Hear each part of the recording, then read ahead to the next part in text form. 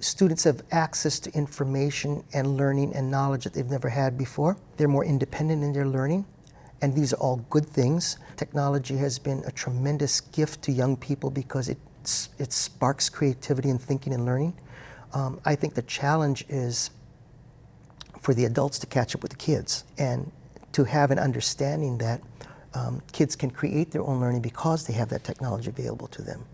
And so it's kind of a reverse catch-up, if you wish. School hasn't ever been that way before. Art Sousa's ideas may sound new, but a lot of his philosophy is based on how he learned best, through experiences. West Hawaii Island public education official Art Sousa, next on Long Story Short. Long Story Short with Leslie Wilcox is Hawaii's first weekly television program produced and broadcast in high definition. Aloha mai kākou. I'm Leslie Wilcox. Arthur Francis Souza, Jr. has gained a reputation as a visionary administrator of public schools. He oversees 19 public schools and special education services at 5 charter schools over a large expanse of the Big Island. He started teaching on Hawaii Island in 1989 at Honoka'a High and Intermediate School. Originally from Honolulu, he was inspired in his teenage years to go into teaching.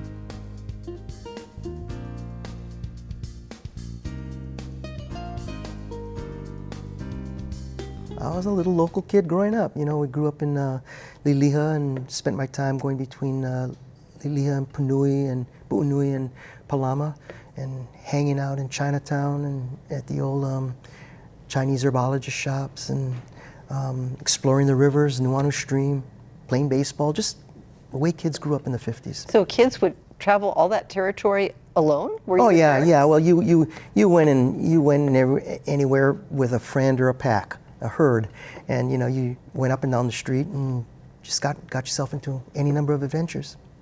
Did you get into adventures that got you into trouble?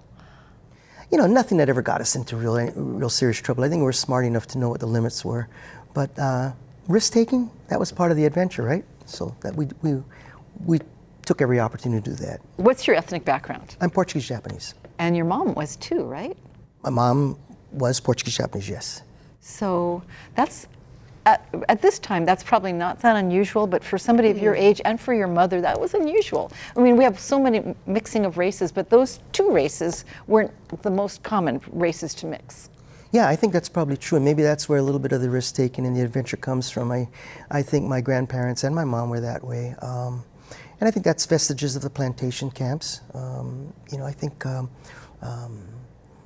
the people had to rely on one another, and that sense of community was strong. So that integration and that opportunity to engage with each other was greater, perhaps, than sometimes it is even now.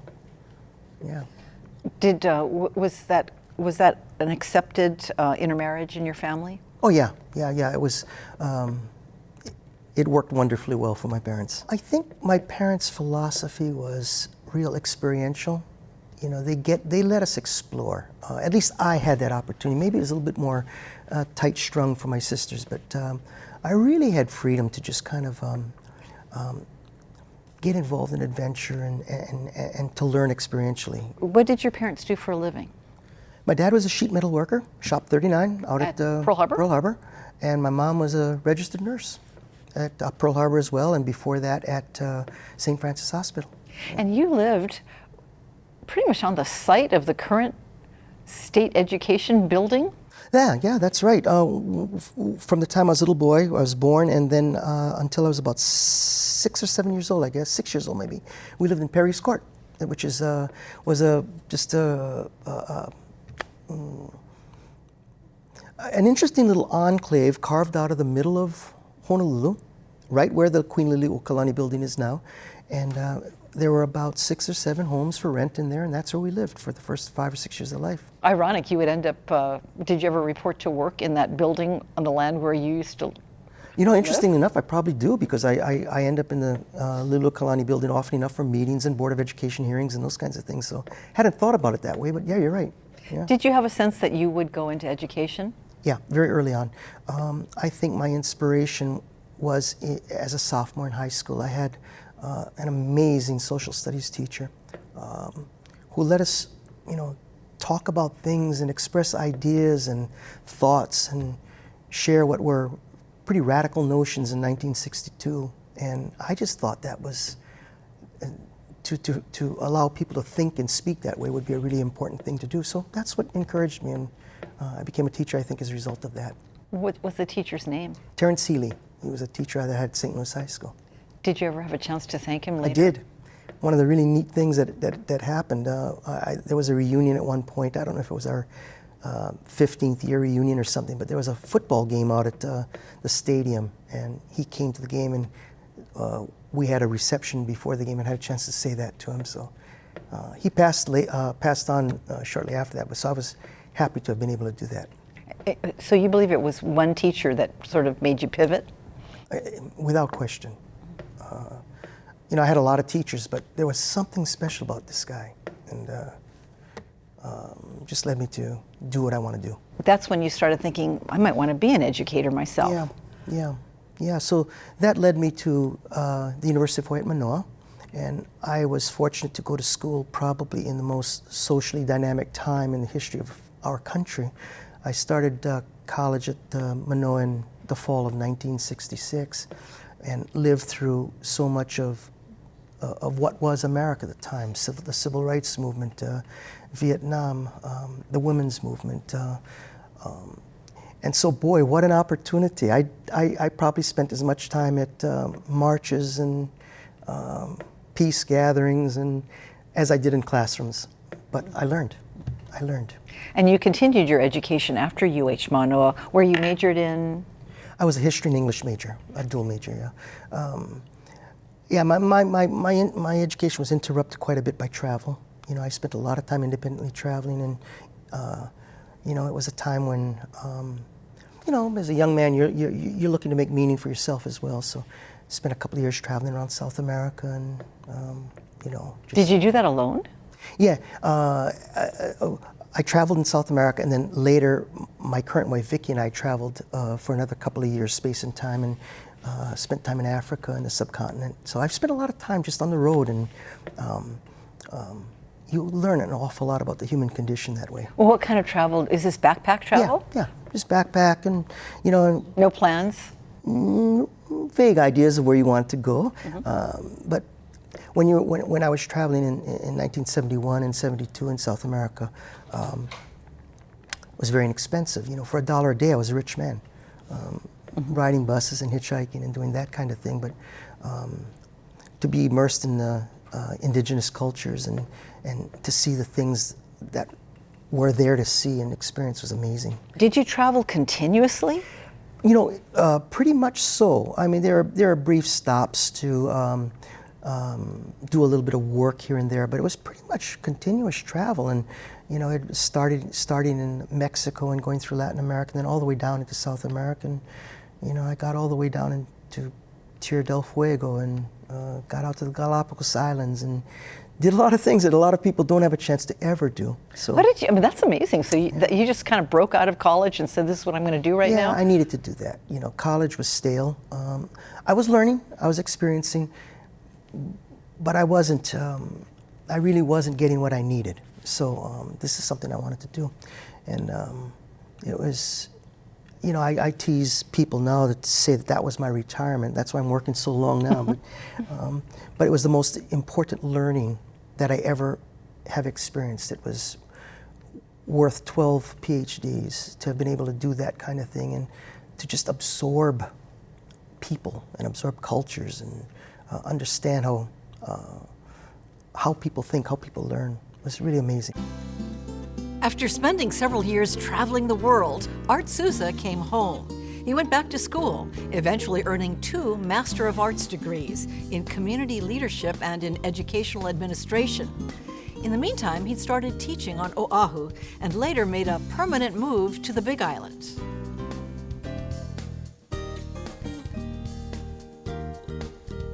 What made you move to the Big Island? It was 30 years ago. Oahu was crazy enough for me and my family. So my wife and I just had our first child, and it was a chance to get to the Big Island. And get to someplace quieter. And Did you move directly to Waimea? That's Yeah. where you live now? Yeah. Yeah, we And did. why did you choose Waimea? Did you have family? you know, my wife and I had been on vacation going up to the Big Island a number of times, and we just kind of fell in love with the area. And it all worked out nice because the school I wanted to work at was at Honoka'a High School. I wanted to teach at Honoka'a High School. And so we ended up living in Waimea. I taught English at Honoka'a and eventually became a vice principal there. Went off and did principaling at Waikolo Elementary School and came back to be principal of Honoka'a High School. You know, So it all worked out. Being a teacher and a principal are not necessarily, I mean, that's not necessarily an incremental step. Those are two different jobs. Really, aren't they? Yeah, they're very different jobs. And, you know, in all of my years of education, as an educator, there's nothing that will replicate that time I had in the classroom. That's the best work, working with the kids that So way. why did you go into administration? You know, it's one of those things that you do it for the right reasons. First of all, I was asked, and I said, if I'm going to be asked and you have that kind of faith in me, Mr. Kainoa, I'll step in and help out where I can. But over time, you come to understand that your span of help, your span of influence that you can have over kids and communities becomes greater as an administrator. So one thing led to the next. So the systems part of it attracted you? The Being in charge of systems not just a classroom, but and individual lives, but a systems approach. I guess you could call it a systems approach, not a systems in terms of the structural bureaucracy, but the systems approach in terms of, wow, I can do more for more kids. Reach. And I can reach. And what if we did this with this community? You know, so it was that kind of thinking, yeah. The community leadership masters came in handy? Yeah, it did. It did. I think it just sparked a way of thinking about how we might be able to do education a little differently, yeah. So from teacher to vice principal to principal, and then what? And then to the complex area superintendent position. I was principal at Honoka'a High School in 2005 at the time when Pat Hamamoto, who was superintendent then, asked if I could step in. There was a vacancy. The previous superintendent had left. And again, it was as much as anything, a call to duty. I was asked to do it, and I hadn't really thought about being a superintendent, but when asked to serve, and you think you can serve that purpose, you do it. You know, for those who aren't familiar with the structure of the DOE, people may not realize what a critical and strategic job the complex area superintendent is. Yeah. Would you explain that, what exactly it is that you do, and there are others statewide as well, others in the state as well? Yeah, it's an interesting structure. It was one that was created by Pat as a way to try to decentralize the central office and personalize supports in a very unique way for each unique community. So a state superintendent sits at the top with a deputy and 5 assistant superintendents at the state level, and below that are 15 of us, my colleagues, and we are scattered about in different areas of the state. So my particular area is on the Big Island in West Hawaii. My colleagues are Brad Bennett in Hilo Waikea and Keone Farias in Kea'auka'u, Pahoa. I have 19 schools in my area. They're all Title I schools, which mean that they meet the poverty guidelines. So we have access to federal dollars through that means. I also am responsible for special education services in 5 charter schools. That is a huge responsibility. And you know, when you say West Hawaii, I know that's the title. Honoka'a is really northeast, right? So you kind of go right around the top of the island and down on the other side to Kohala. Yeah, it's an interesting geographic area. I go as far east as Hilo to Pa'awilo, which is is the school that's furthest east, and then I'm responsible for all of the schools in Waimea, Honoka'a up to North Kohala, and then down through the Kealakekei complex and Waikolo in the central part of the island. That is a huge and diverse area. Yeah, and then down to Kona. Yeah. Down to Kona too. Down as far as Ho'okena, near Miluli, is where my area kind of stops. That is monstrous. I mean, It's a large area. That's like an island in itself. Yeah, I spent a lot of time on the road. DOE Complex Area Superintendent for West Hawaii Island, Art Souza, strongly believes that community building will help to build academic success in these rural areas.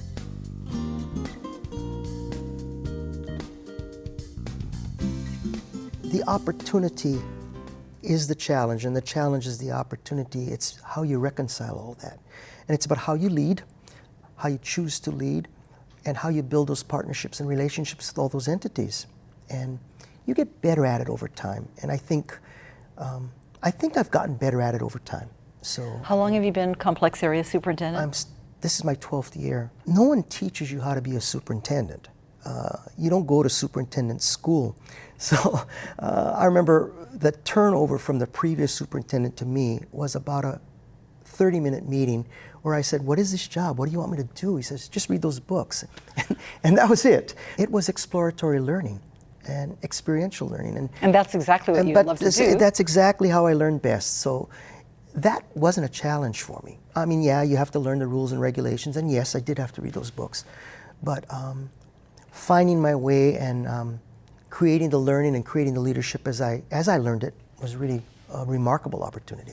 Now everyone talks about collaborative leadership, and I believe you're a collaborative leader. Were you always? Was that your nature? I think so, yeah.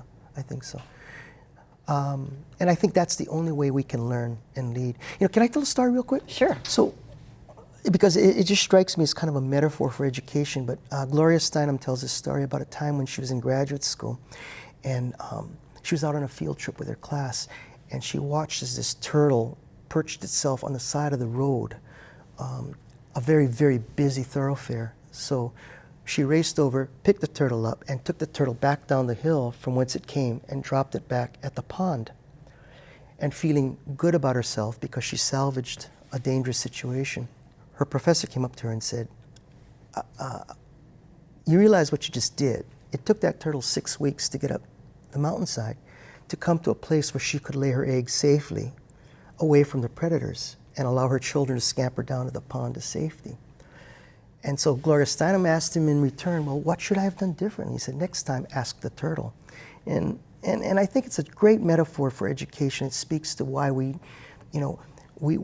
try to do education by infusing policy, whether it's at the federal or state level, or we infuse millions of dollars in technology or fancy curriculum, but we don't ask the turtle. We don't ask the kids, we don't ask the communities, we don't ask the people who are most impacted by our work. So I think if we kind of flip the notion of how we do education and make it more of a community business, I think we get further with our outcomes. And yet there's less and less of a sense of community, even in rural areas, because people are working or they're isolated. How do we get that community fabric? You know, I think it's incumbent upon us as educators in schools to create that opportunity for community. You know, school traditionally has been a standalone process where kids come at 8 o'clock in the morning and they're dropped, and at 3 o'clock they go home and we've done our job. But we haven't made ourselves very welcoming to community. And we have to recognize that there's huge wealth and resource. The teachers are in the community. So how do we create the community as the classroom? So I think it's that reciprocal trust that has to be built. And we're getting there. That's kind of the process of what we're trying to do in West Hawaii now. So how does that actually help the students? What happens is that we're creating opportunities for site-based and place-based learning opportunities, mentorships, internship opportunities for kids. It's a funding source. We can hopefully help to develop opportunities for more money for our dual college and dual credit programs. And I think it just creates an opportunity to have more voices tell us what education should look like. Because I believe that our authority and our accountability and our authenticity as school leaders really comes not from us doing it, but from us being able to say, are we acting that way in your behalf? And so that's kind of why I believe that through this partnership and through this community building, we'll make some gains. So you feel empowered and free in your position to do what you think best? I mean, yeah, because you just hear of so many people who feel like they're just in straitjackets of bureaucracy. You know, there are elements that are straitjacket-like. I mean, it's the bureaucracy. But I think within that, there's plenty of room for flexibility. There's plenty of room for autonomy. But you have to be willing to take risks, and you have to be able to know that it's not always going to be easy to fund. Though there are those challenges, but you have to start somewhere, right? What's it going to take? That's a very complex. Speaking of complex, we talked about that several times. That's a tough thing to change somebody's way of thinking. Oh yeah, based on their experience and their concerns. Yeah, You know, one of my favorite metaphors, if I could share with you, is one I read in a Paul Thoreau book some years back, where, you know, we have so many entities that are involved in education, right? We have the department, we have the collective bargaining units, the legislature, the governor's office, you name it.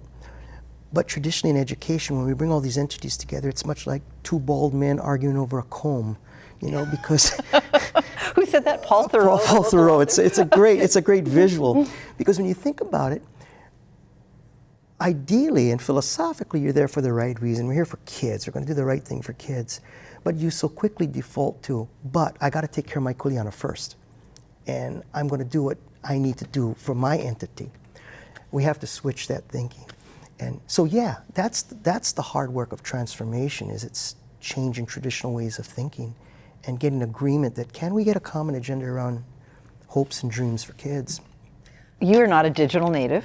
No. No such thing as cell phones in your time, or nobody was using the web or smart TVs.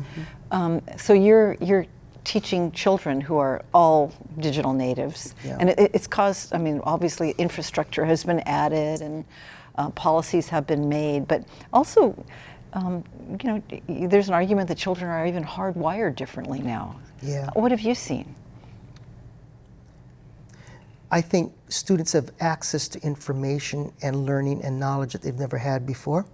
I think they're more independent in their learning, and these are all good things. I think that technology has been a tremendous gift to young people because it sparks creativity and thinking and learning. I think the challenge is for the adults to catch up with the kids, and to have an understanding that kids can create their own learning because they have that technology available to them. And so it's kind of a reverse catch-up, if you wish. School hasn't ever been that way before. Where teachers sometimes have to get out of the way, or they have to be able to lead and follow. That's right. And so the role of the teacher is different, because you're not just a dispenser of information and knowledge, but you're a facilitator of learning, and that's a different way of looking at it. The young people today are just absolutely brilliant. I'm amazed by when I go and see what these guys are learning, what they're capable of doing. When you see their senior projects and you see what they've accomplished at graduation. Sometimes we just have to get out of the way and let them learn.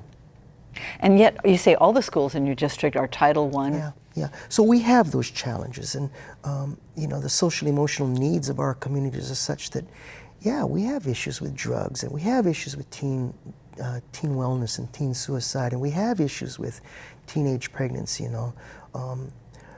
And the role of school has changed dramatically, and all the more reason why we have to understand we can't do all of those things and educate. But our job is to make kids well, to create leaders who will sustain their communities. You do that by having the community involved. So if you have a successful student, I believe that has to be mirrored by a successful community. They're one and the same. And you should have the same measures in defining what a successful student and a successful community look like. You know, as you named some of the challenges, I thought, you know, you have to have a certain mindset to do the job you have, because you know, many people, when there's a problem, when there's a fear or a problem, that takes precedence because that's danger. You have all of those things on your horizon, you know, as possible problems or threats or immediate. Yeah. But you have to see the bright skies around the darkness, or you couldn't do your job. You know, I like to think of myself as irrationally optimistic, and I think you have to be. And I think if you asked any of my colleagues in any of the 14 other complex areas, they have the same challenges I have. You know, some might be larger than others, but we have to remain positive in our belief that, you know, if we do it right, those goals and aspirations and hopes that kids have will be realized. They will be realized. Although, on the other side of the fence, if you do it right today, it doesn't mean it'll work tomorrow. Yeah. So you're always having to change as necessary. Yeah, that's a good point. You know, the work of the educator is probably the most dynamic one there is, and you always have to be aware of that. And that's the biggest challenge in education when I'm asked. It's not about lack of funding or resources. I think we have enough to work with. the challenge is changing mindsets. I've been an educator for 40 years, and we've been talking about transformation, but we haven't really come much of a way toward real, true transformation. So it's a constant effort to do that. Following his philosophy of asking the turtle what it wants, State DOE Complex Area Superintendent for West Hawaii Island, Art Souza, allowed his sons to find their own way in school. His older son, Nathan, graduated from private Hawaii Preparatory Academy in Waimea and gravitated to the arts. He now lives in Portland, Oregon. Ethan graduated from public school at Honoka'a High and works in environmental conservation on the Big Island. Mahalo to Art Sousa for your passion and vision for quality public education in rural areas. And thank you for joining us. For PBS Hawaii and Long Story Short, I'm Leslie Wilcox. Aloha a hui ho. For audio and written transcripts of all episodes of Long Story Short with Leslie Wilcox, visit pbshawaii.org. To download free podcasts of Long Story Short with Leslie Wilcox, go to the Apple iTunes Store or visit pbshawaii.org. Do you ever want to just get your backpack and heli out? You know it. You know it. I don't have too much longer for my formal working with the department. I'm kind of ready to start that transition, and I hope it includes some backpacking. Absolutely. Where would you go now? So you've been to South America and Africa. Yeah. No, there's a lot of places I haven't been. I'd love to. I've always had this fascination with the Trans-Siberian Railroad and getting up into some of the more remote areas of what was previously the Soviet Union. I'd love to get to China. I've never been to China. Those would be two destinations.